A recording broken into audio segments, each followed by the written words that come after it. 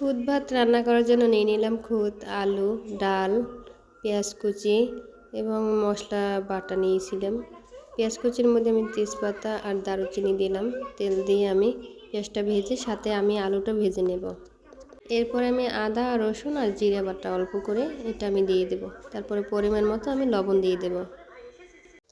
এরপরে আমি খুদটা দিয়ে হালকা করে ভেজে নেব।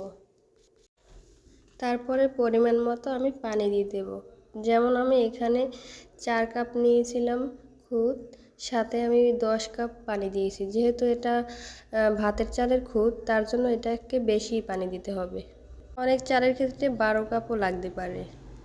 এবার আমি ডালটা যখন কিছুটা পানি কমে আসবে তখন দিয়ে দেব। সিদ্ধ হওয়ার জন্য অপেক্ষা করব, ভাপে রেখে দেব। পুরোপুরি হয়ে গেলে আমি ধনেপাতা দিয়ে দেব। সাথে 2 ধরনের ভর্তা করে নিয়েছি, সরিষা ভর্তা ও মরিচ রসুন ভর্তা। এখন খাবারটা পরিবেশন করব।